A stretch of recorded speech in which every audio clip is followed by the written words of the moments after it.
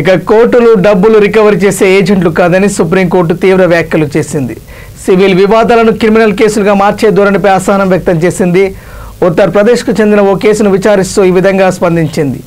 డబ్బు రికవరీ వంటి సివిల్ వివాదంలో అరెస్టు ఒక సాధనంగా ఉపయోగించకూడదని సుప్రీంకోర్టు ధర్మాసనం పేర్కొంది. ఆ వివాదంలో కిడ్నాప్ అభియోగాలు మోపడంపై ఆందోళన వ్యక్తం చేసింది. క్రిమినల్ చట్టాన్ని దుర్వినియోగం చేస్తున్న ట్రెండ్ను ఇది ప్రతిబింబిస్తుందని వ్యాఖ్యానించింది. జస్టిస్ డెలివరీ సిస్టమ్కు ఈ కేసు తీవ్ర ముప్పు అని పేర్కొంది. బకాయిల మొత్తాన్ని వసూలు చేయడానికి కోర్టులేమీ రికవరీ ఏజెంట్లు కావు.